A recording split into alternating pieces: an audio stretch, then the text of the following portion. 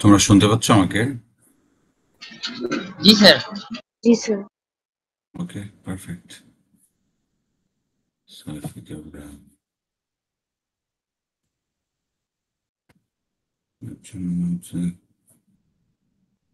That's right.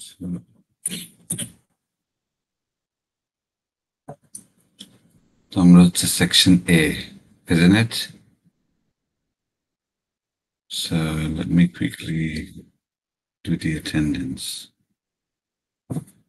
So 10 by 14.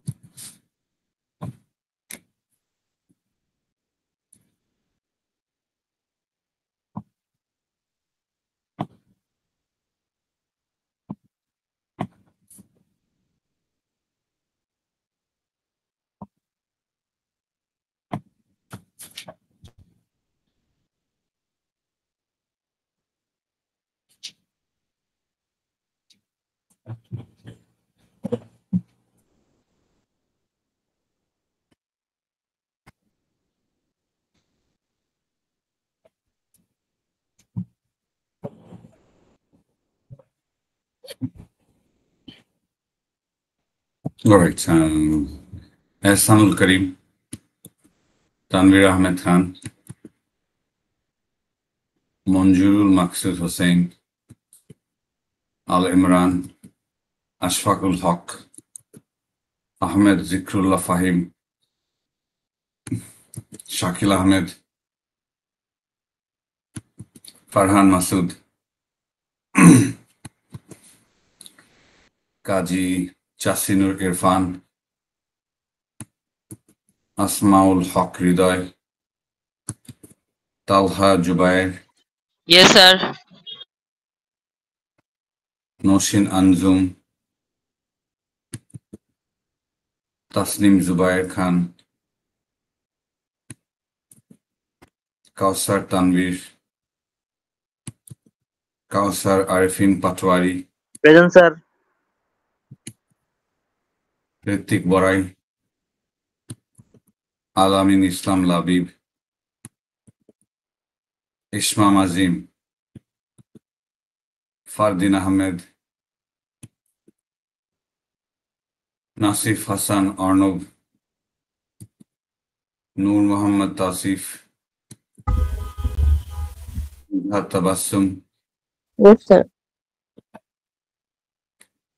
Jannatul Ferdos Anonna, Tawhidur Rahman, Syed Hassan, S.M. Mahfouz, Jobair, Yes, sir. Sir Farhana S M Rahman Mahfuz, Yegi. Sir S M Mahfuz present, ওর মনে হয় মাইকে problem. Okay, Farhana Rahman, present sir. Minhajul Abedin Patwari, Yes, sir. Enzamamul Haq, Mirza Shumit Reza, Present, Sifat Jabi Shafi, Hamim Bhuiya, Abdullah Al Noman, yes sir. Pavel Khondokar, Farhan Sadiq, present, sir. Jahin Tahmid Chaudhry, Lutfur Rahman Hemal, এই লোক আসে না, অন্তর আসে না, সাইমুম রহমান, মিনহাজুর রহমান শিশির, Yes, sir. ওকে এই লোক আসছে, Afrin Sultana, yes sir. Rithi Chowdhury, present sir. Noor Mohammad, Present, sir. Was he Tausif? Yes, sir. Shakil Hossain. Present, sir. Sir, roll 4. Rule 4. Sir, 17. Sir, 15. Okay. Anyone else?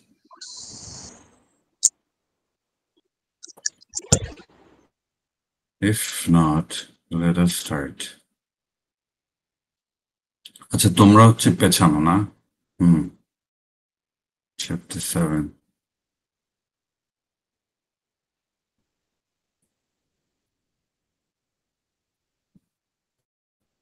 আমার স্ক্রিন দেখা যাচ্ছে? জি sir. Okay, thank you very much. Having said that, তোমরা হচ্ছে পেছানো, so তোমরা কোথায় ছিলা?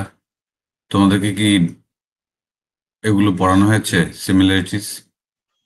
Sir আমরা chapter 6 এ আছি এখনো। Well, chapter 6 শেষ হয়নি তোমাদের? না স্যার, শেষের দুইটা ওই যে রকেটের ওইটা বাকি ছিল। All right. Okay, তোমাদেরকে কিছু একটা করতে হবে। স্যার আসসালামু আলাইকুম। ওয়ালাইকুম আসসালাম। স্যার আমরা অনেকেই না পুরান লিঙ্কে ঢুকে অনেকক্ষণ ধরে বসে আছি স্যার। আচ্ছা, স্যার আমাদের প্রেজেন্টেশন দিয়ে দিতেন একটু। ওকে, ক্লাস শেষে তোমরা যারা পুরান লিংকের লোক তারা ক্লাস শেষে আমাকে মনে করাই দিও। হ্যাঁ, আচ্ছা স্যার, অবশ্যই। Thank you. You welcome. আচ্ছা, তোমাদের এই উইকেন্ডে আজকে কি তোমাদের প্রথম ক্লাস হচ্ছে? জি স্যার। এই উইকে প্রথম ক্লাস আজকে, তাই না? সো তোমাদের এই উইকেন্ডে I'll probably try and have a long lecture, as in 2 ঘন্টার বা 2.5 ঘন্টার। হ্যাঁ, তোমাদের যদি এমন হয় যে এমন হতে পারে যে 1 ঘন্টা পর একটা ব্রেক নিলাম 10 মিনিটসের, তারপর আবার আমরা ব্যাক করলাম, কারণ তোমরা এটা তোমাদের মনে হয় কোনো দোষ নেই, বিকজ অফ দি হলিডেজ গুলো এন্ড ভ্যাকেশনস গুলো ঠিক ওই দিনে পড়ে গেছে। ওকে, সো তোমাদের সাথে আমি নেক্সট ক্লাসে তো আমার ইন পার্সন কথা হবে, I'll coordinate with you guys. So having said that 1 2 3 1 2 3, তোমাদের মনে হয় এই অঙ্কটা পর্যন্ত করানো হয়েছে, তাই না? জি স্যার। ওকে, পারফেক্ট। সো যারা ক্লাসে আসছো তাদের জন্য হচ্ছে এই অঙ্কটা ইজ ভেরি ইম্পর্টেন্ট। এই অঙ্কটা বা এই অঙ্কের ডিফারেন্ট ফর্ম অথবা এই অঙ্কের মতন টাইপ অঙ্ক আমি সাধারণত পরীক্ষায় 50% টাইম দেই, নাও দিতে পারি, but you never know. Having said that, আমাদের এই লেকচার বা এই ক্লাসের মূল টপিক ছিল কি, F is equals to rho Q del V, এবং এই ইকুয়েশন বা ইম্পালস মোমেন্টাম প্রিন্সিপাল যেটাকে বলে সেটার অ্যাপ্লিকেশন আমরা বিভিন্ন ফ্লুইড মেকানিক্স বা ফ্লুইড ডায়নামিক্স বা হাইড্রোলিক স্ট্রাকচারের আমরা বিভিন্ন জায়গায় দেখছি। আরেকটা sort of area of application হচ্ছে রিয়াকশন অফ আ জেটের রিয়াকশন। সো এই ফিগারটা যদি তোমরা দেখো, যে আমার যেই একটা ট্যাঙ্কে যদি একটা একটু ওয়াটার বা অন্য কোনো লিকুইড থাকে এবং যদি এখানে একটা জেট ফ্লো হয়, তাহলে তুমি দেখো হোয়াট হ্যাপেন্স ইজ বেসিক্যালি যে তোমার ধরো এই জেটটা যে ফ্লো করতেছে, বাই দ্য ওয়ে তোমরা যদি কোনো কিছু না বুঝো, you can stop me right there and ask question. হ্যাঁ, unmute yourself and ask questions, do not feel shy. Having said that, so what happens here is যে এই ট্যাঙ্কটাতে তোমার ইনিশিয়াল ভেলোসিটি হচ্ছে 0, কারণ কি ট্যাঙ্কটাতে পানি স্থির, বাট যখন জেটটাতে পানিটা বের হচ্ছে তখন ধরে নিচ্ছি v2 ভেলোসিটি দিয়ে বের হচ্ছে। সো এই স্থির পানি 0 থেকে বেসিক্যালি যেই ফোর্সটা বা যেই অ্যাকশনটা দিয়ে তোমার ভেলোসিটিটা 0 থেকে v2 তে গিয়ে পড়তেছে, এটাকে আমরা বলি জেট অ্যাকশন। এবং এই জেট অ্যাকশনের কারণে তোমার এই স্থির পানির ভেলোসিটি 0 থেকে এই জেট দিয়ে যখন বের হচ্ছে তখন আমরা v2 পাচ্ছি। আচ্ছা, এখানে v1 is 0, ট্যাঙ্কের ভিতরে, we know that either the water is either static অথবা submerged discharge wise এখানে কোনো velocity নাই। Having said that, যখন এই v2 velocity দিয়ে জেটটা বের হয়ে যাচ্ছে, when the jet is exiting the system with a velocity of v2, এই জেটটা বেসিক্যালি ট্যাঙ্কটাকে, দিস ইজ দ্য ট্যাঙ্কটাকে ঠিক এক্সাক্ট সমান পরিমাণ বাট অপোজিট দিকে তোমার একটা ফোর্স অ্যাপ্লাই করবে, যে ফোর্সটাকে আমরা বলতেছি jet reaction. So jet action and jet reaction. So এই যে তোমার ট্যাঙ্কের ভিতরে যে ফোর্সটার কারণে ভেলোসিটি 0 থেকে v2 তে যাচ্ছে, অর্থাৎ it is gaining some velocity or getting some velocity in jet, is called action. এবং এই জেটটা এক্সিটিং, এবং এই এক্সিটিং জেটটা এক্স্যাক্টলি অপোজিট ডিরেকশনে যে ফোর্সটা দিবে সেটাকে আমরা বলবো জেট রিয়াকশন। এখন থিঙ্ক অ্যাবাউট ইট, যদি এই ট্যাঙ্কটার নিচে আমি যদি দুইটা রোলার বা দুইটা চাকা লাগাই দিতাম, তাহলে ট্যাঙ্কটা কিন্তু অ্যাকচুয়ালি v2 যে ডিরেকশনে তার ঠিক উল্টা দিকে মুভ করতো। তার মানে হচ্ছে এই বেসিক্যালি যে আমাদের এখানে আমরা এই জেট রিয়াকশনকে কাজে লাগাই, we can get work done. We can get work done, whether it's moving the tank or moving a rocket or moving a jet engine. So এইখানকার যদি আমি ফোর্সের ফর্মুলা বা ফোর্সের ইকুয়েশন বা এস্টিমেট করতে চাই, তাহলে আমি যদি ধরে নিই যে সিমিলারিটি, যদি এটাকে এক্স ডিরেকশন ধরি, এক্স ডিরেকশন ধরলে তোমার জেট অ্যাকশনটা হচ্ছে তোমার ধরলাম এইদিকে যাবে, আর জেট রিয়াকশনটা হচ্ছে তোমার উল্টো দিকে যাবে।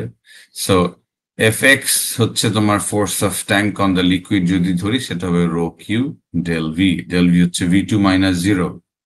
Why it is 0? Because v1 এখানে 0। হ্যাঁ, সো আমরা রো কিউ এর জায়গায় তোমার a1 a2 v2 লিখতে পারি, q2 এর জায়গায় a2 v2 লিখলে আমরা এই ইকুয়েশনটাকে রিঅ্যারেঞ্জ করতে পারি as rho a2 v2 square. এবং আমরা জানি যে v স্কয়ার বাই 2g হচ্ছে একটা হেড, হ্যাঁ, যেখানে এইখানে তোমার ভি স্কোয়ার বাই যে কোনো ধরো তুমি যেখানে ধরো, এখানে স্পেশালি তোমার কোনো প্রেসার হেড নাই, তাই না? V square by 2g actually will come from the height. So v square কে v2 স্কোয়ার কে আমরা 2gh লিখতে পারি। সো এই ইকুয়েশনটাকে বা ফোর্স এস্টিমেশনকে আমরা অ্যাকচুয়ালি 2 gamma h a2 বলতে পারি, which means যে তোমার jet রিয়াকশনের ফোর্সটা is twice as the hydrostatic force. Gamma H হচ্ছে pressure for static fluid, তোমাদের যাদের মনে আছে from chapter 2। এবং যদি আমি স্ট্যাটিক প্রেসারটাকে এরিয়া দিয়ে মাল্টিপ্লাই করি, তাহলে হাইড্রোস্ট্যাটিক ফোর্স পাচ্ছি। তাহলে আমি বলতে পারতেছি যে জেট রিয়াকশনের ক্ষেত্রে বেসিক্যালি হাইড্রোস্ট্যাটিক প্রেসারে যে ফোর্সটা পাই আমরা, জেট রিয়াকশনের ফোর্সটা হচ্ছে তার জাস্ট দ্বিগুণ। এবং এখান থেকে আরো একটা ইম্পর্টেন্ট জিনিস আমরা দেখতে পারতেছি যে যখন when the jet is leaving the system,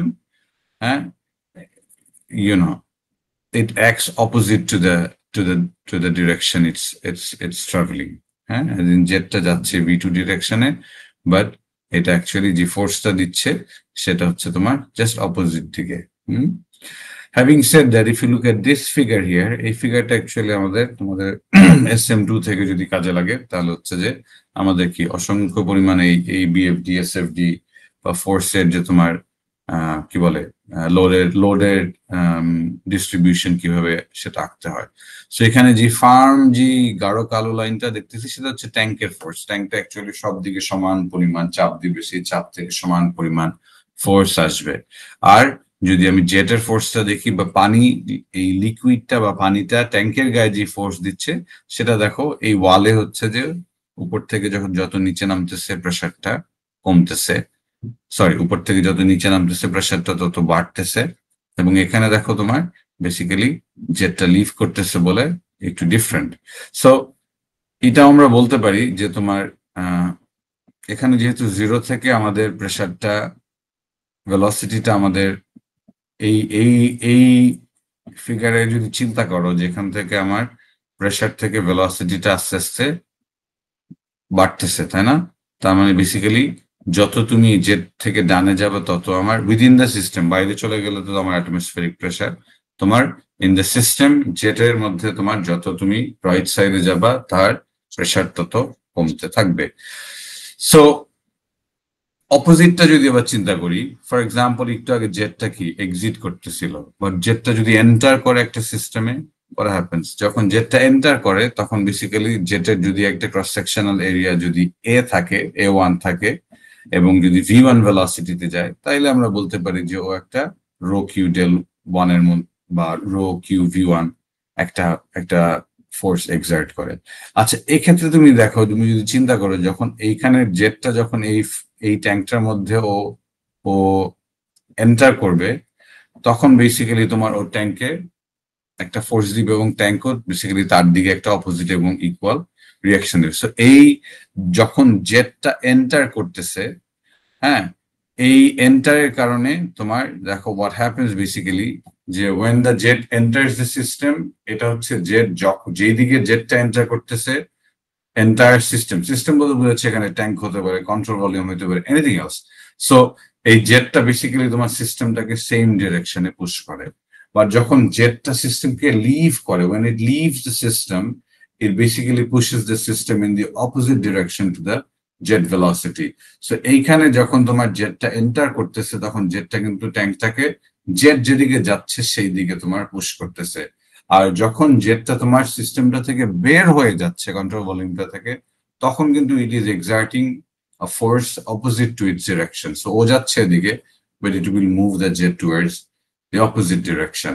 so এই যে তোমার বেসিক্যালি যখন জেট কোনো সিস্টেম থেকে বের হয়ে যায় বা ইজেক্ট হয়, তখন যে creates A movement or propulsion, এই ফেনোমেনা বা এই ঘটনাটাকে আমরা বলি জেট প্রপালশন। হ্যাঁ, যেটাকে বলি আমরা জেট প্রপালশন। এবং জেট প্রপালশন অ্যাপ্লাই করে বেসিক্যালি আমরা বিভিন্ন ডিভাইস বা তোমার vehicle transport system, boat, rocket বা আদার ডিভাইসেস আমরা ইনফ্যাক্ট ডিজাইন করি, যেটা কিছু তোমাদেরকে অল্প একটু দেখবো। সো যদি কোনো সিস্টেমে যদি we have a combination of jet entering and jet leaving, তাইলে ওভারঅল জেটের ফোর্সটা, রেজাল্টেন্ট ফোর্সটা হবে would be the vector sum of the jet action and jet reaction. এটার মধ্যে যেটা আসবে, that would be the resultant force of the jet system. কারণটা কি, ধরো জেটটা যদি এন্টার করে, জেটটা যদি বের হয়ে যায়, যে এন্টার করতেছে সে জেটটাকে কিন্তু তোমার ধরলাম from left to right say force দিবে, তাই না? আর যেই জেটটা তোমার বেসিক্যালি এক্সিট করতেছে, সে বেসিক্যালি জেটটাকে ফোর্স করবে হচ্ছে ফ্রম রাইট টু লেফট। হ্যাঁ, রাইট টু লেফট, সো উল্টো দিকে করবে। সো তাদের রেজাল্টেন্ট যে ভেক্টরটা পাবো সেটাই would be so jet action আর জেট রিয়াকশন রেজাল্টেন্ট ফোর্সটাই হবে। সো এই রো কিউ ডেল ভি দিয়ে এবং এই জেট রিয়াকশন দিয়ে আমরা অ্যাকচুয়ালি জেট ইঞ্জিন, রকেট অনেক কিছু ডিজাইন করি। হ্যাঁ, সো এইখান থেকে I don't know, most likely পরীক্ষা দিব না, just out of my curiosity তোমাদেরকে দেখানো যে তুমি যদি চিন্তা করো যে এই জেট প্রপালশনের উপর ভিত্তি করেই বেসিক্যালি, ইনফ্যাক্ট নাসার একটা ল্যাবের নাম কিন্তু জেট প্রপালশন ল্যাব। হ্যাঁ, ওদের অনেকগুলো ল্যাব, অনেকগুলো ব্রাঞ্চ, একটা ল্যাবের নাম হচ্ছে নাসা জেট প্রপালশন ল্যাবরেটরি।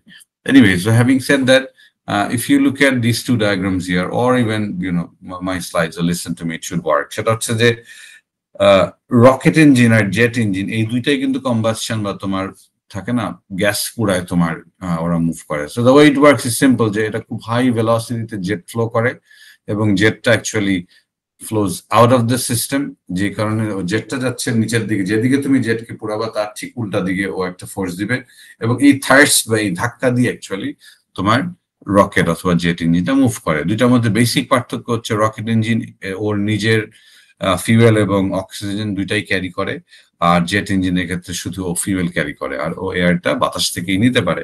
এবং the formula is similar to rho Q del V. তুমি যদি দেখো যে তোমার রকেটের থার্ড ফর্মুলা হচ্ছে রো কিউ ডেল ভি। এখন V2 এর জায়গায় আমরা যথারীতি A2 V2 স্কোয়ার লিখলাম। হ্যাঁ, আর এখানে ওর প্রেসার ডিফারেন্সের কারণে ওর একটা অ্যাডিশনাল ফোর্স আসবে। হ্যাঁ, প্রেসার ডিফারেন্স হচ্ছে তার exit pressure at the nozzle and at the pressure of the atmosphere. এই দুইটার প্রেসারের যে ডিফারেন্সটা হচ্ছে, সেই প্রেসারের ডিফারেন্সের কারণে বেসিক্যালি ও আরেকটা ফোর্স পাচ্ছে। So that is the third formula, বা তোমার ফোর্সের ফর্মুলা যদি নেই তাহলে রো কিউ ডেল ভি আর হচ্ছে তোমার PR A। হ্যাঁ, that's simple as that. Jet ইঞ্জিনের ক্ষেত্রে ইটস ভেরি সিমিলার ফর্মুলা। তোমাদের যাদের মনে আছে যে আমরা রো কিউ ডেল ভি কে আমরা কিউ হচ্ছে ডিসচার্জ বা volume flow rate. So volume flow rate না দিয়ে যদি আমি ওয়েট ফ্লো রেট দিয়ে ডিসক্রাইব যখন করেছিলাম, তখন এই ইকুয়েশনটাকে বলা হয়েছিল জি ভি বাই ছোট হাতের জি হচ্ছে তোমার গ্র্যাভিটেশনাল অ্যাক্সেলারেশন, হ্যাঁ, অভিকর্ষজ ত্বরণ। হ্যাঁ, সো আমরা যদি এখানেও দেখি সিমিলার ফর্মুলা যে GV2 মাইনাস GU, যেখানে তোমার জি এটা হচ্ছে তোমার ওয়েট অফ দ্য এয়ার, ও যে পরিমাণ এয়ার নিচ্ছে, যে পরিমাণ ফুয়েল কনজিউম হচ্ছে, এবং তোমার পরবর্তী দিকে দেখা যাচ্ছে যে তোমার যে পরিমাণ এয়ার সে নিচ্ছে এবং সেটার যে তোমার ফ্লাইট ভেলোসিটি থেকে বিয়োগ করলে তোমার আমি নেট রো কিউটা পাচ্ছি বলতে পারো, বা কিউটা পাচ্ছি।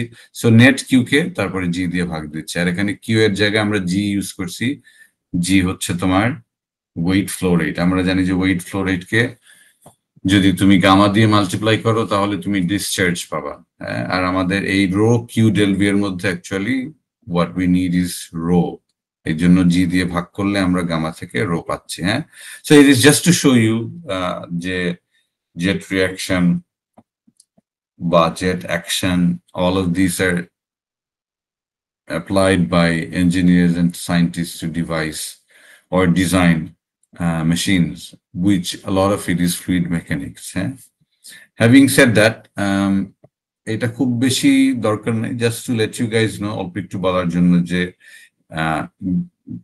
যখন এই যে আগের চ্যাপ্টারে, আগের লেকচারে বা তোমাদের লাস্ট উইকের লেকচার কার কতটুকু মনে আছে, I genuinely do not no, but having said that একটু মনে করে দিই যে আমাদের অনেক কেসেসে যখন আমাদের ইউনো জেট কিংবা জেটের ফ্লোটা যদি গিয়ে অন্য কোনো ব্লেডে বা ভেইনে হিট করতো, আমাদের অনেক কেসেসে ইনস্টেড অফ অ্যাবসোলিউট ভেলোসিটি আমাদেরকে রিলেটিভ ভেলোসিটিটা নিতে হতো। হ্যাঁ, ইনস্টেড অফ অ্যাবসোলিউট ভেলোসিটি আমাদেরকে রিলেটিভ ভেলোসিটি নিয়ে কাজ করতে হয়েছে, তোমাদের যাদের মনে আছে। সো এই ধরনের কেসেসে আমরা অনেক সময় দেখা গেছে ইনস্টেড অফ বার্নৌলিজ ইকুয়েশনে অ্যাবসোলিউট ভেলোসিটির জায়গায় আমাদের রিলেটিভ ভেলোসিটি দিয়ে আমরা একটা equation of relative velocity use করতে পারি। হ্যাঁ, so instead of absolute velocity আমাদের রিলেটিভ ভেলোসিটির মান নিয়ে আমরা করতে পারি। ইন দোজ কেসেসে আমাদেরকে একটা অ্যাডিশনাল হেড লস বা লস আমাদের অ্যাড করতে হয়, যেটা হচ্ছে যে তোমার মেকানিক্যাল ওয়ার্ক বা এনার্জি লস হবে। যেমন তোমাদের এখানে যখন এই অঙ্কটা যখন পড়াচ্ছিলাম তখন দেখাচ্ছিলাম যে আমাদের ইন অ্যাডিশন টু তোমার ফ্রিকশন লস ছাড়াও আমাদের কিছু হর্স পাওয়ার ট্রান্সফার হচ্ছে ইন দ্য ব্লেড, তাই না? তাহলে তোমাকে এইটাকে আনতে হবে। সো তখন ইকুয়েশনটার form actually comes down to this. এবং এখানে তোমার এই ইকুয়েশন যদি দেখো, যে এই ইকুয়েশনটা বেসিক্যালি তোমার যদি ভেলোসিটি টার্ম গুলা এদিক সেদিক করি তাহলে আমার ফোর্স ভর্টেক্স এর ইকুয়েশন চলে আসে। হ্যাঁ, ফোর্স ভর্টেক্স এর ইকুয়েশন চলে আসে, যেটা তোমাদের চ্যাপ্টার 4 এর লাস্ট অল্প একটু দেখানো হয়েছিল।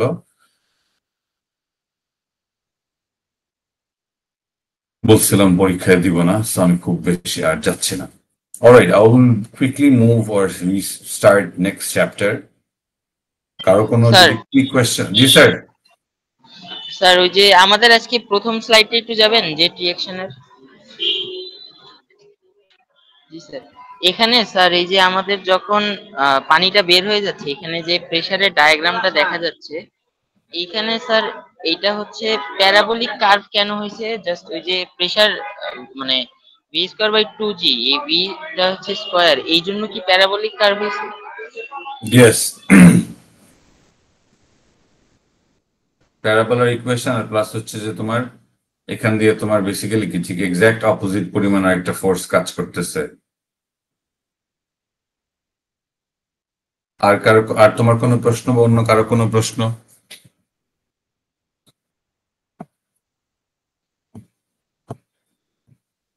Okay, if not, let's move to the next chapter. Let me quickly change this. But তোমাদের যেটা বললাম, তোমাদের মোস্ট লাইকলি একটা বা দুইটা ক্লাস লাগতে পারে। আমি চেষ্টা করতেছি একটাতে রাখার, তাহলে ঝক্কি ঝামেলা কম। বাট দেখি, লেটস সি, যদি না শেষ করতে পারি তাহলে পরেরটা পরে দেখা যাবে। হ্যাঁ, সো আমি চ্যাপ্টার 7 এ চলে যাই। বাট ইট ডাজন্ট মিন যে তোমরা don't shy away from asking questions. হ্যাঁ, সময় বের করা যাবে।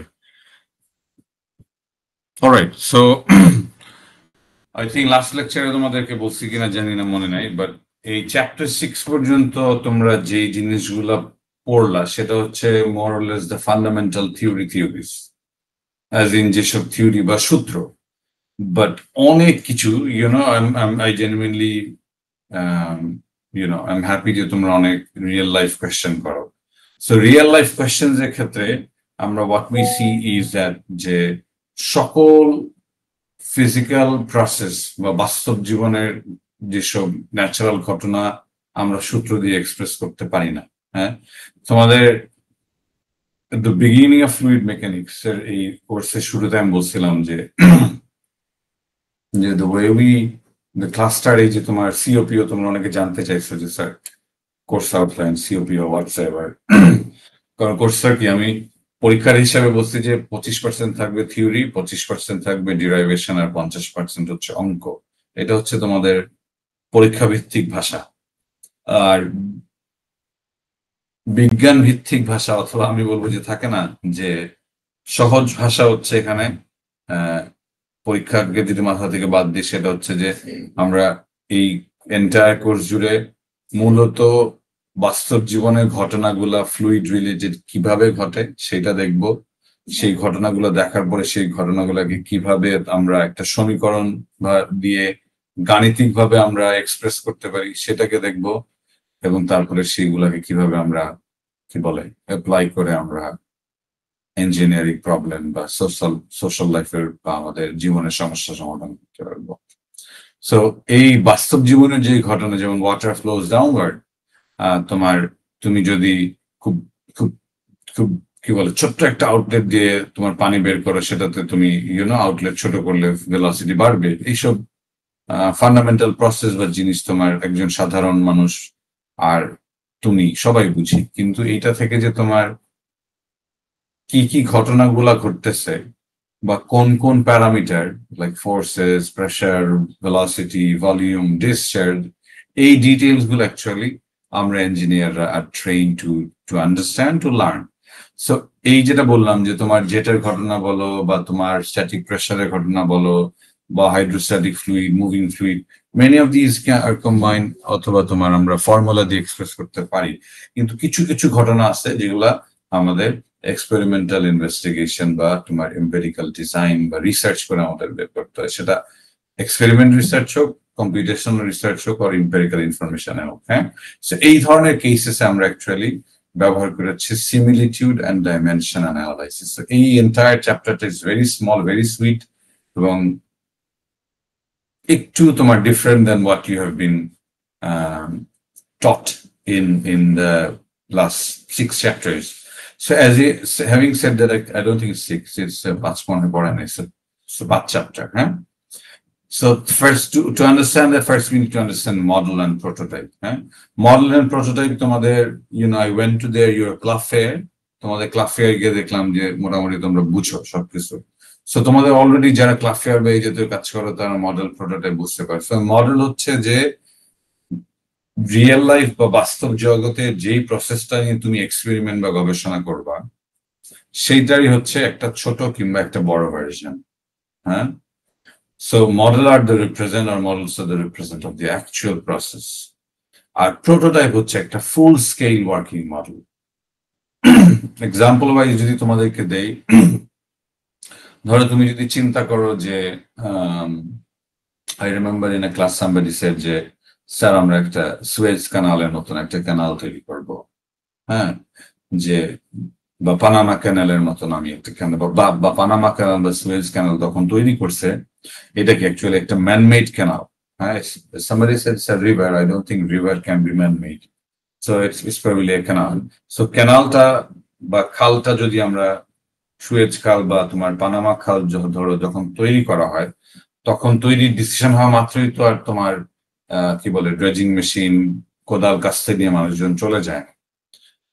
আমরা কি করছি, আমরা বেসিক্যালি হয়তো একটা ছোট করে একটা ল্যাবরেটরিতে, হ্যাঁ হয়তো বা 10 মিটার বাই 2 মিটারের দৈর্ঘ্য এবং প্রস্থের একটা ছোট্ট একটা জিনিস নিয়ে আমরা দেখছি, আচ্ছা ঠিক আছে এরকম একটা যদি ফ্লো হয় তাহলে কতটুকু ফ্লো হইলে আমার কতটুকু ফোর্স দেওয়া উচিত, বা কতটুকু আমার ফোর্স প্রবাবলি ওশন থেকে আসতে পারে, বা কতটুকু আউটলেট আমার রাখা উচিত, বা সেটার জন্য কি আমার কোনো রিভার বা ক্যানালের ব্যাংকে কোনো সাপোর্ট দেওয়া উচিত কিনা, থাকে না, অল অফ ইট। যদিও তোমরা পানামা ক্যানালের ডিজাইন রিলেটেড ডকুমেন্টারি দেখতে পারো, ইঞ্জিনিয়ারিং মার্ভেল।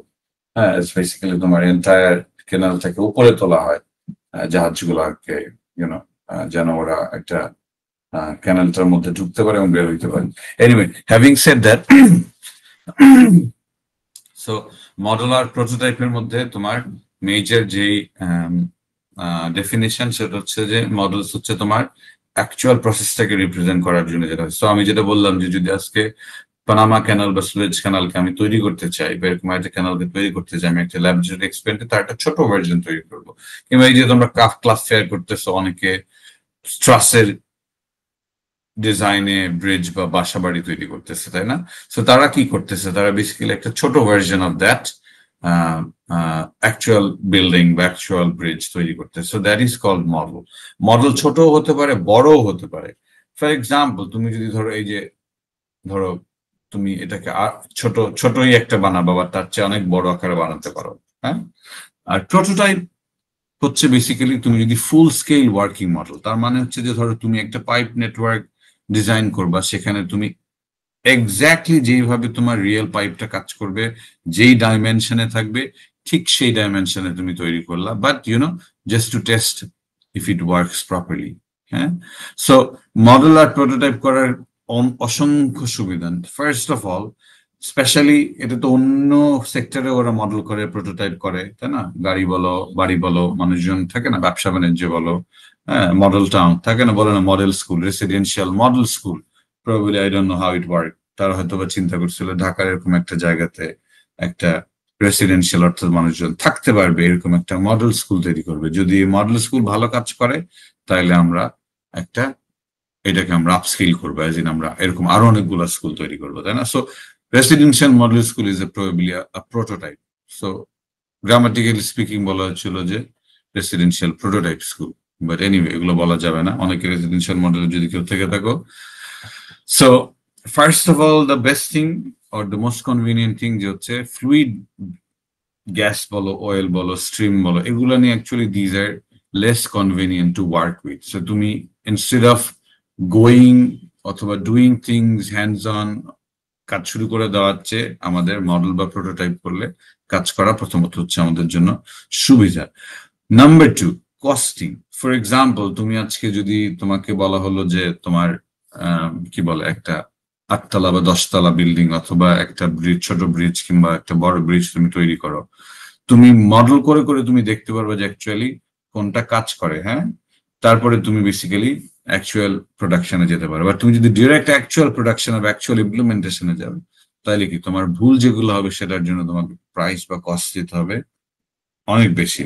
হ্যাঁ, নাম্বার 3 হচ্ছে যে তোমার বেসিক্যালি তুমি ধরো এই একটা মডেল বা প্রোটোটাইপ যখন আমরা করি, তখন আমরা টেস্ট করতে পারি যে আচ্ছা এটা বাড়াইলে কি হয়, ওটা কমাইলে কি হয়, স্ট্রেংথ বাড়াইলে কি হবে, স্ট্রেস কমাইলে কি হবে, কিংবা ফোর্স বা প্রেসার যদি বাড়ে কমে তাহলে কি হবে, তাই না? সো বেসিক্যালি তুমি এগুলো টেস্ট করে তুমি পারফরমেন্সটাকে ইভ্যালুয়েট করতে পারো। হ্যাঁ, এবং ইন মেনি কেসেস আমাদেরকে সেম ফ্লুইড বা সেম লিকুইড বা সেম এক্সাক্ট বস্তু না দিলেও চলে, অন্য একটা বস্তু দিয়ে আমি টেস্ট করতে পারি, তাই না?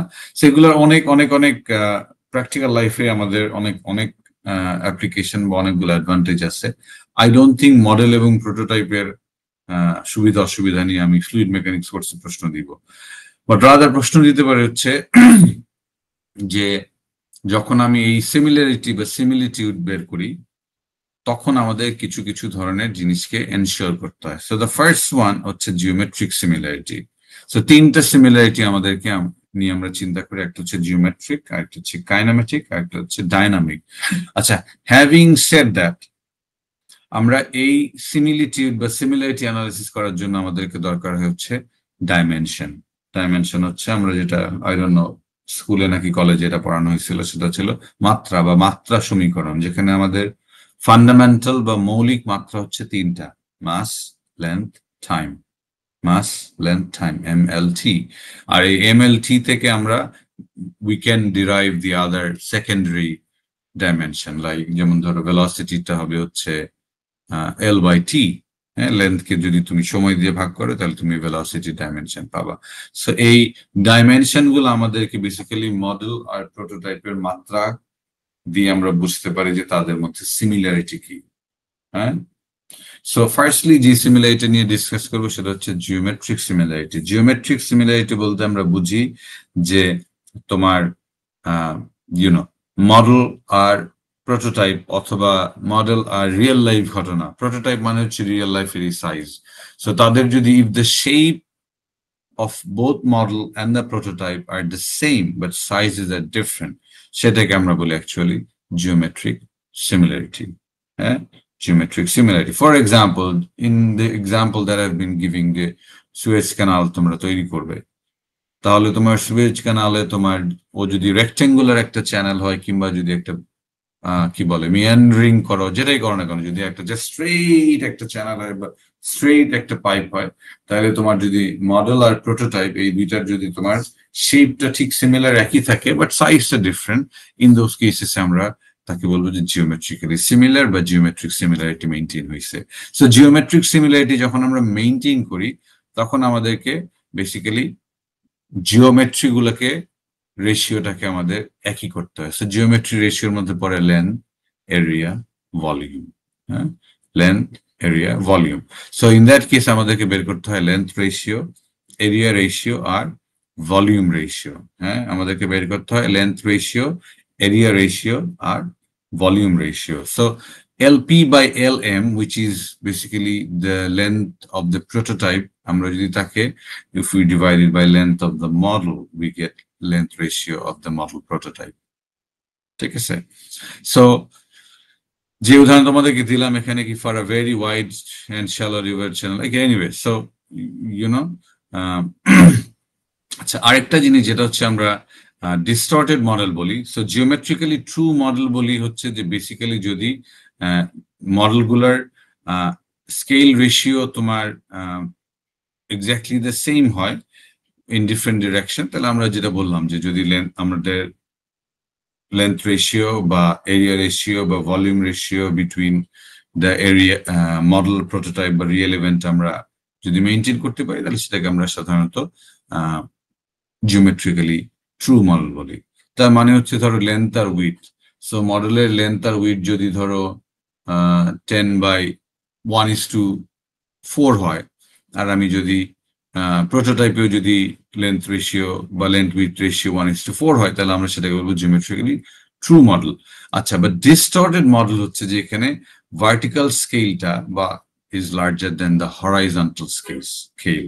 আচ্ছা, সো ভার্টিক্যাল স্কেল যদি আমার larger then the horizontal scale বলতে ধরো একটা বড় এক্সাম্পল হচ্ছে যে তোমাদের তার মানে কি বেসিক্যালি স্কেলের যে বিষয়টা সেটাকে আমি ডিসচার্জ করলাম। এটার একটা বড় এক্সাম্পল হচ্ছে যখন তোমরা নেক্সট সেমিস্টারে গিয়ে দেখবা যে কি বলে ফ্লুইড মেকানিক্স ল্যাবে, যদিও এই মুহূর্তে ফ্লুমটা ব্যবহার করে না, বাট ফ্লুম হচ্ছে বিশাল যে তোমার কি বলে, যদিও খুব বিশালও বলবো না, একটা রুমের সমান দৈর্ঘ্যের তোমার বেসিক্যালি কি বলে একটা যে টানেলের মতো যেটার মধ্যে পানি থাকে সারাদিন, মশাও হয় প্রচুর, তো সেটাকে আমরা ফ্লুম বলি। ফ্লুম হচ্ছে বেসিক্যালি একটা কাচের বাক্স বা কাচের তোমার একটা মাথা ওপেন থাকে আর একটা কাচের বাক্সের মধ্যে ধরো পানিটাকে নিয়ে আমরা নাড়াচাড়া করি। তো হ্যাভিং সেড দ্যাট, সো আমরা ফ্লুমে অনেক নদীর টেস্ট করতে পারি, কিন্তু এখানে দেখো নদীর ক্ষেত্রে নদীর দৈর্ঘ্যটা যেই পরিমাণ বড় হবে, হ্যাঁ, আর প্রস্থটা যেই পরিমাণ, নদীর যে দৈর্ঘ্য প্রস্থের যে রেশিওটা, আমরা যদিও ফ্লুমের মধ্যে দৈর্ঘ্য প্রস্থটাতে দৈর্ঘ্য বড় থাকে প্রস্থ ছোট থাকে, সো যদি দৈর্ঘ্যটাকে আমি এই ডিরেকশনে বলি, প্রস্থটাকে এই ডিরেকশনে বলি, হ্যাঁ, বা তোমার নদীর দৈর্ঘ্যের সাথে নদীর উচ্চতার যে স্কেলটা ইন রিয়েল লাইফ যেটা, সেটা অ্যাকচুয়ালি আমাদের পক্ষে ল্যাবে ওই রেশিওটা রেপ্লিকেট করা অলমোস্ট ইম্পসিবল। হ্যাঁ, বিকজ হরাইজন্টাল বা দৈর্ঘ্যটা অনেক বড়, তার তুলনায় হয়তো বা তোমার ভার্টিক্যাল রেশিওটা মাচ স্মলার। যদি তোমার নদী যদি 10 কিলোমিটার পর্যন্ত যেতে পারে, নদীর প্রস্থ হয়তো বা কয়েকশো মিটার হতে পারে, 300 মিটার বা 400 মিটার। সো এই যে তোমার 30/1 রেশিও, এই 30/1 রেশিও যদি আমি ল্যাবে বা আমার ঘরের ভিতরে ছোট্ট একটা ফ্লুমে করতে যাই, তাহলে দেখা যাবে যে তোমার ওয়াই কোঅর্ডিনেট যদি এদিকে চিন্তা করি আর এক্স যদি এদিকে চিন্তা করি, তাহলে ওয়াই কোঅর্ডিনেটটা ছোট্ট হয়ে যায়। সো যে তখন আর তুমি এক্সপেরিমেন্টই করতে হবে, it will become a pipe দিয়ে তুমি অ্যাকচুয়ালি নদীকে খুব বেশি টেস্ট করা যায় না। সো কনভেনিয়েন্সের জন্য বা আমাদের সুবিধার জন্য আমরা অনেক সময় এই হরাইজন্টাল ভার্টিক্যাল কিংবা হরাইজন্টাল বা 2D প্লেনের বা 3D প্লেনের স্পেসের রিয়েল রেশিও আর তোমার ল্যাবের রেশিওটা অ্যাকচুয়ালি আমাদেরকে আমরা চেঞ্জ করি। হ্যাঁ, সো এই ধরনের কেসেস আমরা বলি যে ডিস্টর্টেড মডেল, যদিও জিওমেট্রিক্যালি তারা similar but they are not geometrically true, rather they are geometrically distorted model. হ্যাঁ, সো জিওমেট্রিক সিমিলারিটি মানে হচ্ছে যে যখন তোমার মডেল আর প্রোটোটাইপ কিংবা মডেল আর রিয়েল লাইফ অ্যাপ্লিকেশনের শেপটা সেম থাকে বাট তোমার সাইজটা ডিফারেন্ট হয়, তার মানে সাইজটা আমরা স্কেলিং করি। হ্যাঁ, so that is the geometric similarity. The next one is kinematic similarity. So these are all এই জিনিসগুলো হচ্ছে আমরা মেনটেন করে আমরা মডেল আর প্রোটোটাইপ তৈরি করতে পারি, যে আমরা কোন কোন অ্যাপ্লিকেশনের জন্য টেস্টিং করার জন্য বা রিসার্চ করার জন্য বা এক্সপেরিমেন্ট করার জন্য আমরা এটা করব, কিভাবে তৈরি করবো ল্যাবরেটরি কিংবা তোমার ফিজিক্যাল ল্যাবের ইনস্ট্রুমেন্টেশন বলো বা সেটিংস বলো, whatever you call it. আচ্ছা, কাইনেমেটিক সিমিলারিটি হচ্ছে যে মডেল আর রিয়েল লাইফ ইভেন্ট বা মডেল অথবা প্রোটোটাইপ। আমি রিয়েল লাইফ আর প্রোটোটাইপকে এখানে ইন্টারচেঞ্জেবলি ইউজ করতেছি, কারণ হচ্ছে প্রোটোটাইপ আর রিয়েল ইভেন্টের মধ্যে বা রিয়েল সিস্টেমের সাইজ একই। সো যখন রিয়েল ইভেন্ট বা রিয়েল ঘটনা আর মডেলের মধ্যে ভেলোসিটি রেশিও প্রত্যেকটা পয়েন্টে যখন তোমার সিমিলার স্কেল মেনটেন করে, আমরা সেটাকে বলি হচ্ছে তোমার কাইনেমেটিক সিমিলারিটি বা কাইনেমেটিক সিমিলারিটি মেনটেন হচ্ছে। হ্যাঁ, wrong time. Anyway, sorry. So এই কাইনেমেটিক সিমিলারিটির জন্য ইন্টারেস্টিংলি আমাদের ইউজুয়ালি জিওমেট্রিক সিমিলারিটি মেনটেন করতে হয়। হ্যাঁ, তুমি যদি চিন্তা করো যে যদি জিওমেট্রিক সিমিলারিটিটা মেনটেন না হয় তাহলে আমার কাইনেমেটিক সিমিলারিটি আমরা মেনটেন করতে পারবো না। সো কাইনেমেটিক সিমিলারিটি বলতে আমরা যেটা বুঝি সেটা হচ্ছে মডেল আর প্রোটোটাইপের যে ডিফারেন্ট লোকেশনে ভেলোসিটি রেশিওটা উইল বি ফিক্সড, এবং এট ডিফারেন্ট লোকেশনে তাদের ফ্লো পাথটাকেও সিমিলার শেপে থাকতে হবে বা স্ট্রিম লাইনকেও সিমিলার শেপে বা ডিরেকশনে থাকতে হবে। সো স্ট্রিম লাইন তোমাদের মনে আছে কিনা চ্যাপ্টার 3-তে পড়ানো হয়েছিল যে তুমি যদি যে কোনো একটা ইনস্ট্যান্সে একটা কন্ট্রোল ভলিউমের মধ্যে একটা অ্যাভারেজ ফ্লো ডিরেকশন নাও, বা যে কোনো একটারও যদি চিন্তা করো যে একটা ওয়াটার পার্টিকেল বা একটা ফ্লুইড পার্টিকেলের ডিরেকশন যদি তুমি চিন্তা করো, that is basically the stream line. এবং স্ট্রিম লাইন থেকে তুমি যদি একটা স্পর্শক আঁকো তাহলে তুমি তার ডিরেকশন পাবো। সো তুমি যখন বাস্তব জগতে একটা সে ওপেন চ্যানেল বা একটা ক্যানাল বা একটা নদী নিয়ে চিন্তা করবা, তাকে যখন তুমি ল্যাবরেটরি এক্সপেরিমেন্টে তুমি করতে যাবা, তখন বেসিক্যালি তোমাকে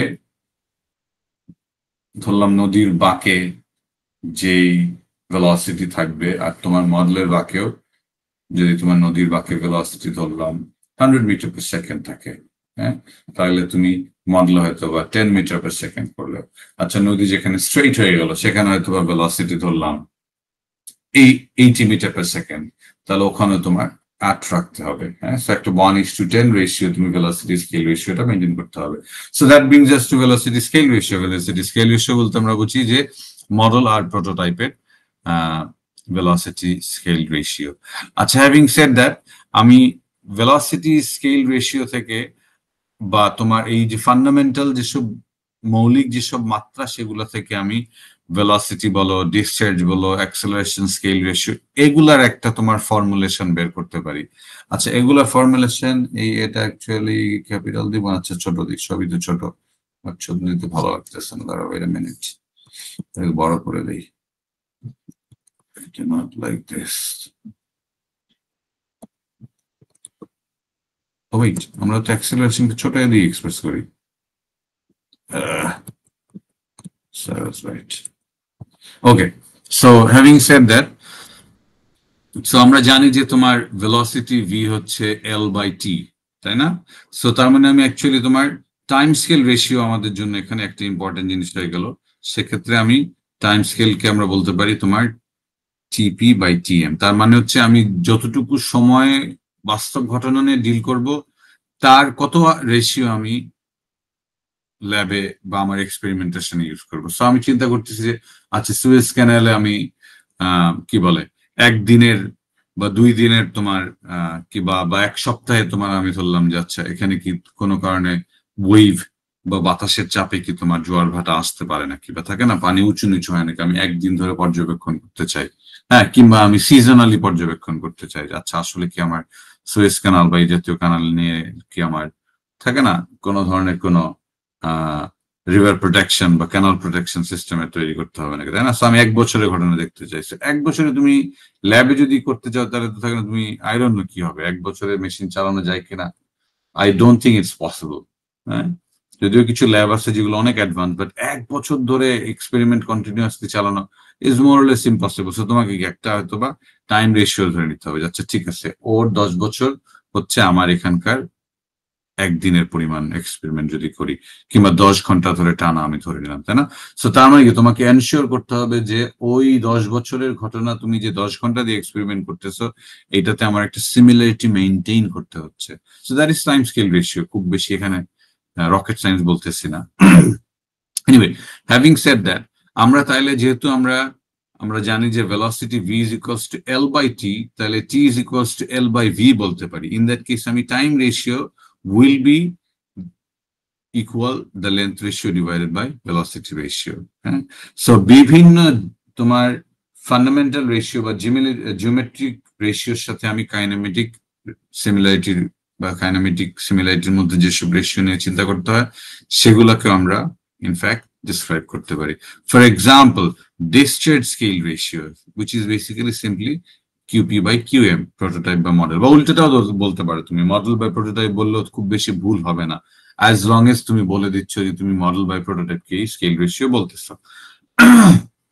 Having said that, so আমি জানি discharge equals to Q is equals to A into V, area into velocity, হ্যাঁ, area into velocity। so area into velocity এর মধ্যে যদি করি তাহলে তোমার L by T আর হচ্ছে L square, so L cube by T। so আমি যদি চিন্তা করি তাহলে এটাকে আমি লিখতে পারি L cube by T of model prototype divided by L cube by T of the model, that is discharge scale ratio। so এখানে তুমি যদি L গুলাকে উপরে নিয়ে আসো, T গুলাকে নিচে নিয়ে আসো, তাহলে কিন্তু আমরা রিঅ্যারেঞ্জ করে বেসিক্যালি বলতে পারি যে ডিসচার্জ রেশিও হচ্ছে তোমার লেন্থ রেশিও আর টাইম রেশিও ডিভিডেন্ড, হ্যাঁ, বা তোমার ভাগফল বা স্কেল আমরা বলতে পারি, অ্যাক্সেলারেশন রেশিও আমরা বলতে পারি। হ্যাঁ, সো এই ওয়েতে বেসিক্যালি তুমি যদি মডেল আর প্রোটোটাইপের মধ্যে তুমি যদি ডিসচার্জ রেশিওকে তুমি বা ডিসচার্জ স্কেল রেশিওকে তুমি যদি মেনটেন করতে চাও তাহলে তোমার লেন্থের রেশিও বা টাইমের রেশিও কেমন হচ্ছে সেটাও বলতে পারো। এগুলা এখন কতটুকু তোমাদের মাথায় ঢুকতেছে আমি জানি না, বাট একটু সামনে গেলে I hope it will make sense, especially when I'll show some of the problems. So moving forward, the third and final similarity is dynamic similarity. Dynamic similarity is about force. So first we looked at geometric similarity, then we saw kinematic similarity, and dynamic similarity is force. So many force ratios, the ratios of the forces acting on the model and acting on the prototype or real life event, যখন সেগুলোর scale ratio maintain করা হয় তখন আমরা বলি dynamic similarity ensure করা হয়েছে। So একটা ফ্লুইড সিস্টেমে অ্যাজ অফ নাও আমরা অনেকগুলা ফোর্স দেখছি যে কি কি ফোর্স কাজ করতে পারে। গ্র্যাভিটি, প্রেশারের ডিফারেন্সের কারণে একটা প্রেশার ফোর্স হয়, ভিসকোসিটির কারণে ফোর্স পাবো, এলাস্টিসিটি অর্থাৎ কম্প্রেস করার কারণে একটা ফোর্স পেতে পারি, সারফেস টেনশনের ফোর্স থাকে, আর ত্বরণের কারণে বা তোমার স্থির গতিশীল বস্তু গতিশীল থাকবে, এই জন্য আমরা একটা inertial force pi. So the way it works, যে আমরা যদি তোমার মডেল আর প্রোটোটাইপের মধ্যে এই ডিফারেন্ট ফোর্সের রেশিও গুলা যদি মেইনটেইন হয় তখন আমরা বলি যে ডাইনামিক সিমিলারিটি কন্ডিশনটা মেইনটেইন হয়েছে। আমরা বলি যে ডাইনামিক সিমিলারিটি কন্ডিশনটা মেইনটেইন হয়েছে। সো এই ডাইনামিক সিমিলারিটি মেইনটেইন করার জন্য যে ফোর্সের রেশিও গুলো আমরা বের করতেছি, এটা helps us big time with some of this dimensionless numbers, যেটার মধ্যে একটা অলরেডি তোমরা জানো, সেটা হচ্ছে রেনল্ডস নাম্বার। রেনল্ডস নাম্বার দিয়ে কি করে কেউ কি বলতে পারবা? রেনল্ডস নাম্বার কি কাজে লাগছে আমাদের এখন পর্যন্ত কোন কাজে লাগছে?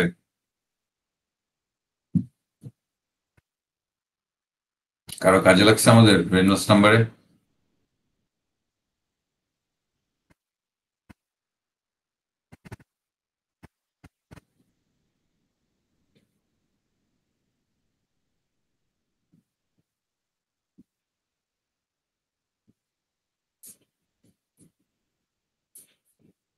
কেউ বলতে পারবা রেনল্ডস নাম্বার তোমাদের জীবনে কোনো কাজে লাগছে এখন পর্যন্ত?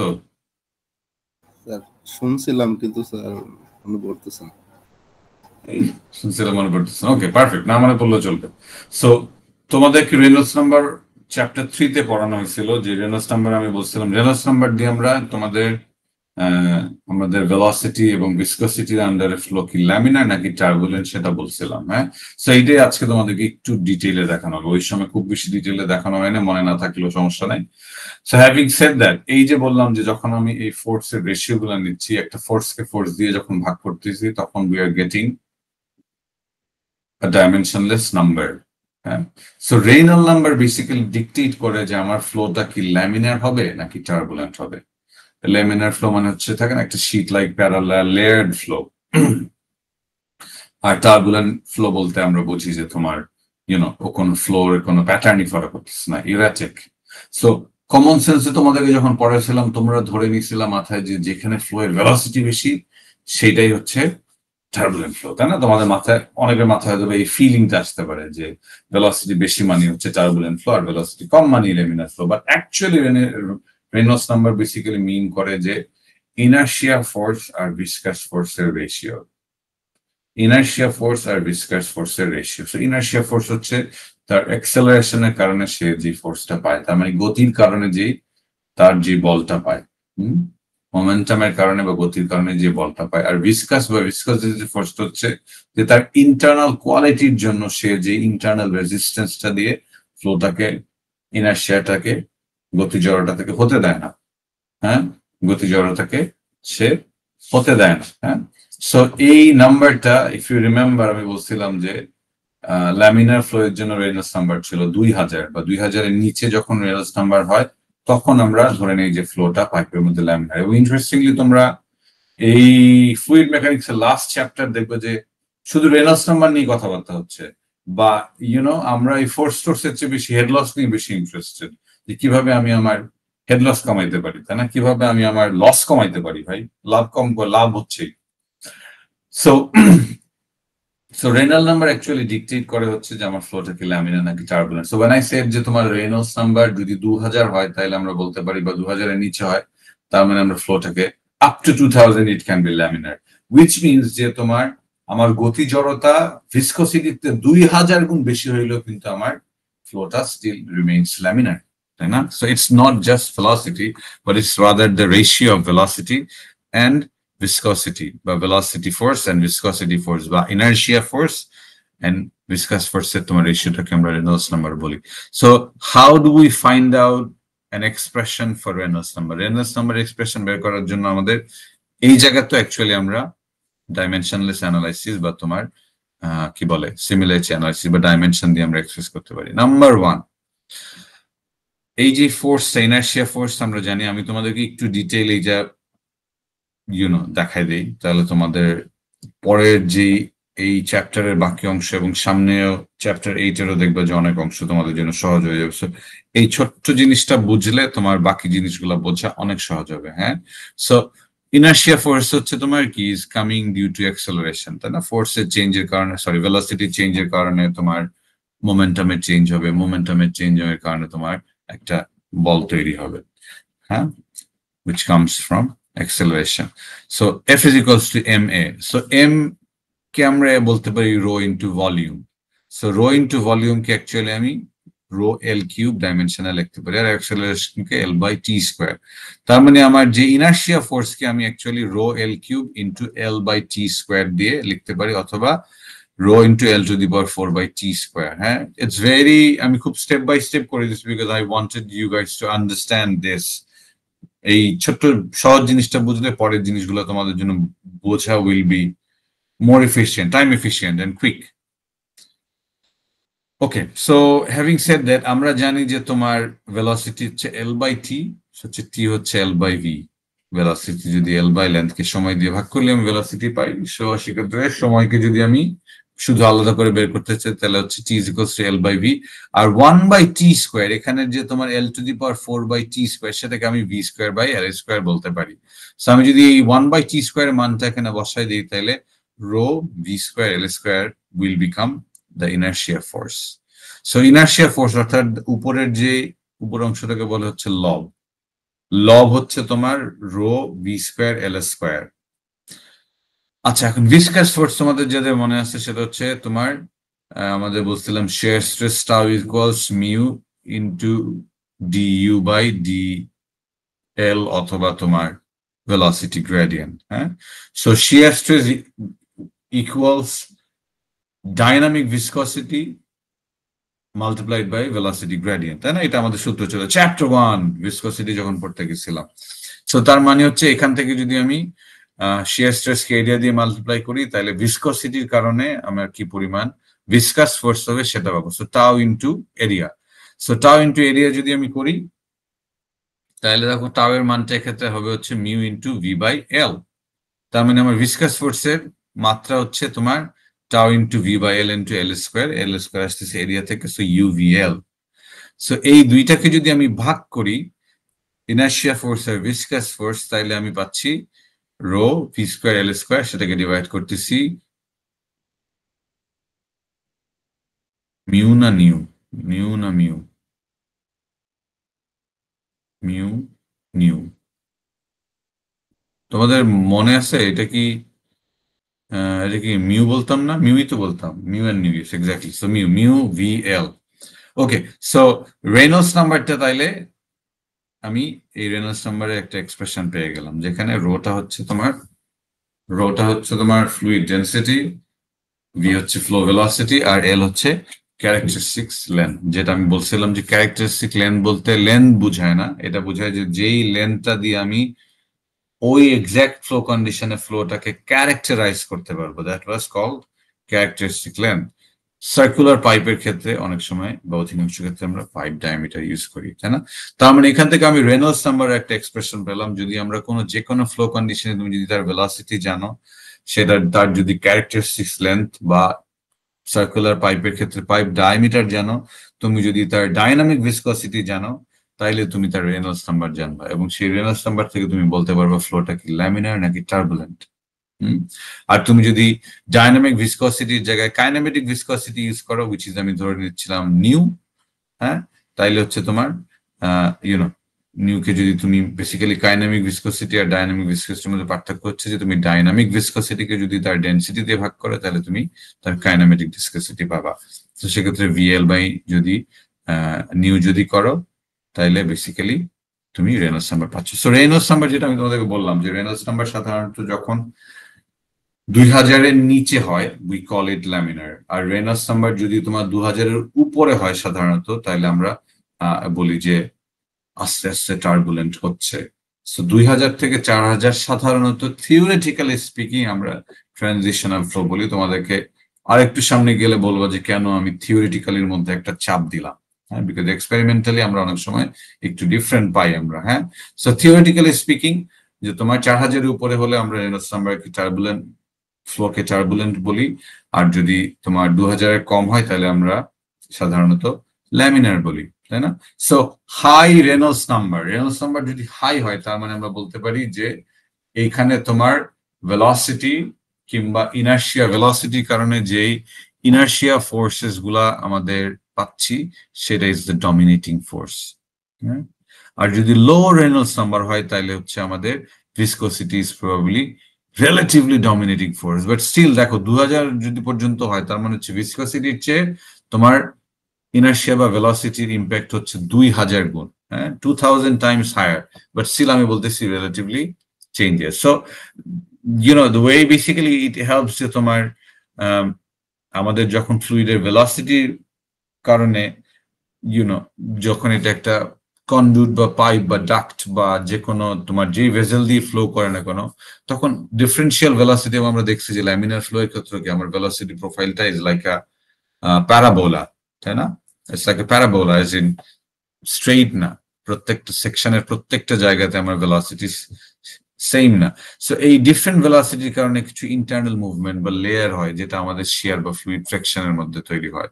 এবং এই ফ্রিকশন গুলো আমরা সাধারণত লেয়ার গুলো বাউন্ডারি লেয়ার, অর্থাৎ যেই জায়গায় ফ্লো ভেলোসিটিটা চেঞ্জ হয় সেখানে দেখতে পারি। হ্যাঁ, এবং এই লেয়ারের কারণে আমরা ফ্রিকশন তৈরি হয়, হিট তৈরি হয়, এবং ভিসকসিটি বেসিক্যালি এই যে তোমার ইন্টারনাল যে মোশনটা সেটাকে রেসিস্ট করার চেষ্টা করে এবং ফ্লোটাকে স্টেবল রাখার চেষ্টা করে। সো আমরা যখন আমাদের প্রোটোটাইপিং বা টেস্টিং বা ইভেন রিয়েল লাইফ প্রোটোটাইপ বা রিয়েল লাইফ মডেলের টেস্টিং গুলো করে, আমরা রিয়েল লাইফের ইভেন্টটাই বা রিয়েল লাইফের ফ্লুইড সিস্টেমটাই তো তৈরি করি, সেটা ওয়াটার ডিস্ট্রিবিউশন সিস্টেম হোক, রিভার ম্যানেজমেন্ট হোক, রিভার নেটওয়ার্কিং বলো, অথবা ফ্লাড ম্যানেজমেন্ট বলো, হোয়াটএভার উই ডু, আমরা বেসিক্যালি এই রেনল্ডস নাম্বারটা দিয়ে বুঝতে পারি যে আমার ফ্লোটা কি ল্যামিনার নাকি টার্বুলেন্ট।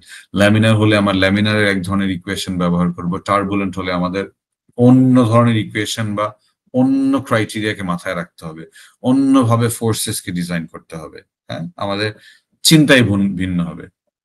হ্যাঁ, আমি ধরো তোমরা যদি আজকে একটা কি বলে কিন্ডারগার্টেনের বাচ্চাকে পড়াতে যাও, আর তুমি যদি একটা 9-10 বাচ্চাকে পড়াতে যাও, তুমি কিন্তু ডিফারেন্ট মাইন্ডসেটে আমাদেরকে ইয়া করতে হবে। হ্যাঁ, যে কারণে থাকে না, I oppose sometimes, actually majority of the time I oppose the idea of spoon feeding. যে স্লাইড দিয়ে দেওয়া, এটা কি হবে, এটা হবে। হ্যাঁ, you study in university, your school is the world. So তোমাদেরকে যদি আমি ওই প্রাইমারি স্কুল মডেলে যদি তোমাদেরকে আমরা ট্রিট করি, I think it won't be the right way to help you design your future. So this is a very important fundamental unit, যেটা দিয়ে আমরা ডাইমেনশনের থ্রুতে আমরা ডাইনামিক সিমিলারিটি মেনটেন করতে পারি, এবং এটা দিয়ে আমি বুঝতে পারি ফ্লোটা কি তোমার টার্বুলেন্ট নাকি ল্যামিনার। সেখানে ছোট্ট যদি একটা এক্সাম্পল তোমাদেরকে দেখাই, যে বইয়ের অঙ্ক জাস্ট তোমরা গো থ্রু করলেই হবে আমার সাথে। তো আমি রেকমেন্ড করবো যে আমার এই মুহূর্তে I don't have pen and paper, but I have been, since I started the class, I've been missing, like আমার সাথে একটা পেন এন্ড পেপার থাকলে আমার আরাম হতো। সো আমি বলবো অ্যাটলিস্ট পেন এন্ড পেপার থাকলে তোমরা right it down, bring your or build your muscle memory at least for this. So যদি মডেল আর প্রোটোটাইপের রেনল্ড নাম্বার যদি এক হয়, তাহলে তোমাকে বলা হলো যে velocity scale ratio, acceleration scale ratio বা টাইম স্কেল রেশিওর এক্সপ্রেশন তৈরি করো, তাই না? সো ইন দ্যাট কেস তুমি রেনল্ডস নাম্বারের রেশিও যদি মডেল আর প্রোটোটাইপের যদি সেম হয়, তাহলে আমি বলতে পারি রেনল্ডস নাম্বারের সূত্র ছিল হচ্ছে রো LV বাই মিউ, অথবা আমি যদি কাইনেমেটিক ভিসকসিটি ইউজ করি তাহলে আমরা বলবো নিউ। সো মডেলের VL বাই নিউ আর প্রোটোটাইপের VL বাই নিউ একই হবে।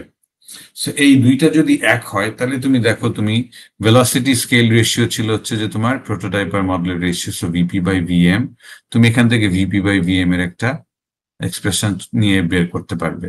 হ্যাঁ, আচ্ছা, এইখান থেকে তুমি আবার এই কাইনেমেটিক ভিসকসিটি আর লেন্থের একটা স্কেল রেশিও তুমি বের করে ফেলতে পারবে। তার মানে ইফ দ্য মডেল আর প্রোটোটাইপের যদি তোমার রেনল্ডস নাম্বার সমান রাখতে হয়, তার মানে হচ্ছে ধরলাম আমি একটা পাইপ নেটওয়ার্ক তৈরি করবো। সো পাইপ নেটওয়ার্কের এক্সপেরিমেন্ট আমি এখন আমার ল্যাবে গিয়ে, আমাদের ইউএপির আন্ডারগ্রাউন্ডে ফ্লুইড মেকানিক্স ল্যাব বা হাইড্রোলিক্স ল্যাবে গিয়ে আমি এটার একটা প্রোটোটাইপ তৈরি করবো, বা এটার একটা ছোট আকৃতির মডেলই তৈরি করবো। কিংবা তোমরা যারা ক্লাব ফেয়ার করতেছো, ধরে নাও যে তোমরা ক্লাব ফেয়ারে তোমাদের একটা প্রোটোটাইপ, যেমন আমি একটা I remember there's this one group যারা ওদের প্রোটোটাইপ তৈরি করতে গিয়ে করতে পারে না, বিকজ যাদেরকে ওই কাচের জায়গাটা তৈরি করতে দিচ্ছে, যেখানে ওর শেক টেবিল বা তোমার পানিটা ফ্লো করাবে, ওইখানে একটা ছিদ্র দেওয়ার কথা ছিল, পাইপ, তাই না?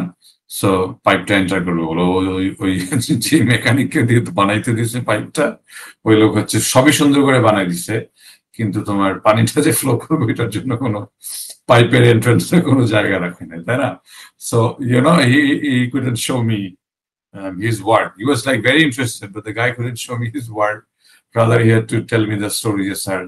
থাকে না, যাকে বানাইতে দিছিলাম, যে টেকনিশিয়ান বা যেই মেকানিক সে আমার এটা করতে পারে না, তাই না? So anyway, so this is a very good example of why you should at least be paying attention to this. So having said that, so যদি তোমার ওই এক্স্যাক্টলি তুমি ধরে নিলাম যে থাকে না ঢাকা ওয়াসার কোন একটা কাজে তুমি যদি আমার রেনল্ডস নাম্বার ল্যামিনার ফ্লো করবে ধরে নিই, আমি যদি ডিজাইন করার জন্য আমি এক্সপেরিমেন্ট করি যে পাইপের ম্যাটেরিয়াল কি দেওয়া উচিত, আমার কি এটা স্টিলের পাইপ হওয়া উচিত নাকি পিভিসি পাইপ হওয়া উচিত, কি ধরনের পাইপ দিয়ে আমি ফ্লো করলে আমার ফ্রিকশন কম হবে বা স্মুদার হবে, তাই না? যেমন আই রিমেম্বার পিভিসি পাইপ হচ্ছে এখন আমি জানি আরো বদলাই গেছে নাকি, বাট এর আগে ছোটবেলায় রিমেম্বার লাইক পাইপস স্টিলের পাইপ বা লোহার পাইপ থাকতো, জং ধরে যেতেই থাকতো। এখন এই যে জং ধরার কারণে দেখো তুমি যান্ত্রিক ত্রুটি আসতেছে, ফ্রিকশন আসতেছে, অনেক ইস্যুস আসতেছে কিন্তু, তাই না? বাট এখন পিভিসি পাইপ দেওয়ার কারণে অ্যাটলিস্ট ওই ত্রুটিটা হেড লস গুলা কিছুটা কিন্তু কমাই দিতে পারছে, অনেকখানি কমাই দিচ্ছে। I do not know exactly কত পার্সেন্ট কমাইছে, আমি বলতে পারতেছি না, but just rationally speaking it would be much higher than longevity wise বা চেঞ্জ ওয়াইজ, মেইনটেনেন্স ওয়াইজ অনেক কিছু কিন্তু টেস্টিং করা দরকার। সো আমি ধরলাম যে একটা মডেল বা প্রোটোটাইপ তৈরি করবো, তাহলে সেটার জন্য আমার রেনল্ডস নাম্বারটা ঠিক রাখতে হবে। যদি আমার অ্যাকচুয়াল পাইপের মধ্যে রেনল্ডস নাম্বার ১,৫০০ হলে আমার মডেলে রাখতে হবে ১,৫০০।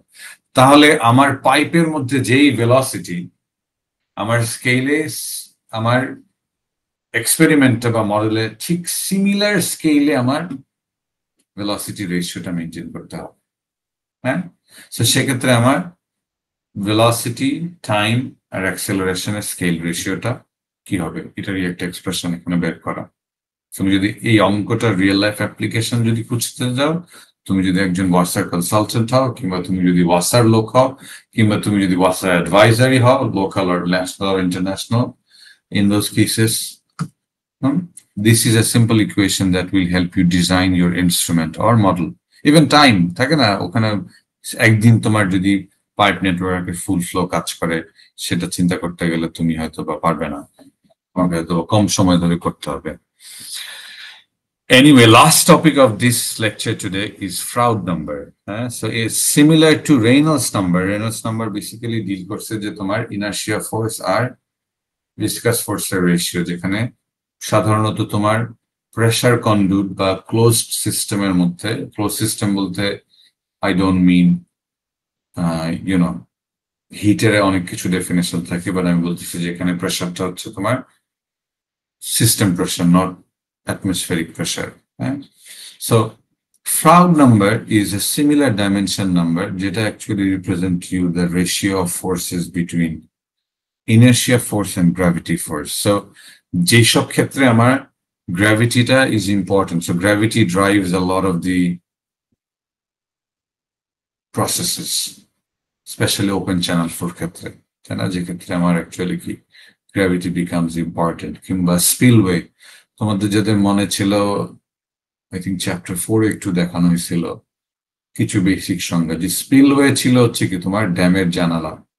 হ্যাঁ, সো স্পিলওয়ে দিয়ে কি তোমার ড্যামে যখন পানি বেড়ে যায় তখন আমি স্পিলওয়ে দিয়ে আমি ওই ওই ওই অতিরিক্ত পানিটাকে আমি স্পিল্ড করতে দিতাম, হ্যাঁ, পড়ে যেতে দিতাম। হ্যাঁ, সো এই ধরনের কেসেসে বা জেটের ক্ষেত্র চ্যাপ্টার 4 এর শেষে দিয়ে যখন তোমাদেরকে জেটের ট্রাজেক্টরি দেখানো হচ্ছিল বা জেটের ক্ষেত্রে ফোর্সেস দেখানো হচ্ছিল, তখন আমরা দেখছিলাম যে ভেলোসিটি সাথে গ্র্যাভিটি একটা ইম্পর্টেন্ট রোল প্লে করে। সো উইলিয়াম ফ্রাউড নামে তোমার একজন ব্রিটিশ সায়েন্টিস্ট, সে বেসিক্যালি তোমার ডিফারেন্ট বোর্ড বা তার ফ্ল্যাটনেস, যে কতটুকু ফ্ল্যাট হলে বেসিক্যালি তোমার ওয়েভ অ্যাকশনকে সে রেজিস্ট করতে পারে। যেমন ছোট ছোট ডিঙি নৌকা দেখবো অনেক দূর চলে যেতে পারে, কিন্তু তোমার অনেক ক্ষেত্রে একটু বড় সাইজের লঞ্চ কিংবা নৌকা গুলা দেখবা যে অনেক সময় বড় বড় ওয়েভ ওরা সামলাতে পারে, তাই না?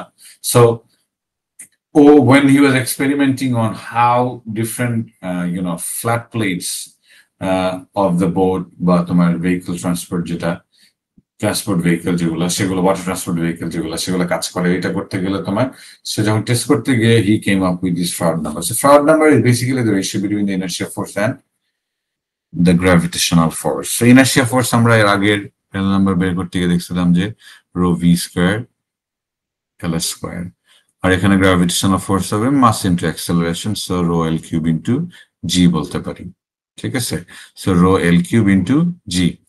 আচ্ছা, ম্যাথ থেকে রো ইনটু ভি করে পেলাম। তাহলে আমি দেখো এই দুইটাকে যদি আমি ভাগ করি এখন, তাহলে আমি আমার যে সংখ্যাটা পাচ্ছি সেটা হচ্ছে ভি স্কোয়ার বাই জি এল। এখানে যেহেতু ভি স্কোয়ার, এই সংখ্যাটাকে এই জন্য সাধারণত আমরা বলি স্কোয়ার্ড ফ্রাউড নাম্বার। এটাকে তুমি যদি স্কোয়ার রুটটা নাও তাহলে তুমি অ্যাকচুয়াল ফ্রাউড নাম্বারটা পাবা। So Froude number V is equals to root G by L, root G by L. So এই সংখ্যাটা তোমাদের ফ্লুইড মেকানিক্সে খুব বেশি লাগবে না। মোর লাইকলি তুমি যখন নেক্সট ক্লাসে গিয়ে ওপেন চ্যানেল ফ্লো পড়বে, আমি জানি না কে পড়ায়, তখন দেখবো ফ্রাউড নাম্বার প্রচুর ব্যবহার হচ্ছে। বাট ফর নাও ফ্রাউড নাম্বারটা জাস্ট জেনে রাখো যে ইটস দ্য রেশিও বিটুইন, এরকম আরেকটা নাম্বার আছে ম্যাক নাম্বার। ম্যাক নাম্বার আবার অ্যারোডাইনামিক্সে ব্যবহার হয়। এনিওয়ে, সো ফ্রাউড নাম্বার এবং Reynolds number, whatever you call it, তুমি যখন তোমার different flow phenomena, whether it's in pipe or in real life, যেখানে তোমার হাইড্রোলিক জাম থাকবে, ওয়েভ নিয়ে ডিল করবে, তখন তুমি বেসিক্যালি এক্সপেরিমেন্টেশনের জন্য তোমার এই ফ্রাউড নাম্বার বলো বা রেনল্ডস নাম্বার বলো, সেগুলোকে মেনটেন করা যায়। সো আমি যদি, এটা 15 বেজে গেছে, সো আমি অ্যাকচুয়ালি এখানেই স্টপ করি। হ্যাঁ, সো তোমাদের এখান থেকে নেক্সট ক্লাস শুরু হবে ফ্রাউড নাম্বার থেকে। এই অংশটুকু একটু ইম্পর্টেন্ট, কাম প্রিপেয়ার্ড। আর হচ্ছে তোমাদের নেক্সট ক্লাসে হোপফুলি ডিসকাস করবো স্যাটারডে আর ফ্রাইডে, মোস্ট লাইকলি করবো না। Saturday I have an personal appointment, let's see কোন সময়টা আমি ম্যানেজ করতে পারি। বাট হোপফুলি তোমাদের সাথে ডিসকাস করে স্যাটারডেতে একটা লম্বা 2 ঘন্টা বা ইফ পসিবল তোমাদের সমস্যা না হলে 2.5 ঘন্টারও বা 2.25 ঘন্টার একটা বড় লেকচার রাখা যায়, যেন তোমাদেরকে সমান তালে নিয়ে এসে যায়। কারো কোনো প্রশ্ন, ছোট বড় কারো কোনো প্রশ্ন? যদি প্রশ্ন না থাকে তাহলে আমাকে যেতে হবে হচ্ছে, ওকে, ক্লাস ছুটি তোমাদের। Thank you very much. ঠিকই কি আরেকবার বলো?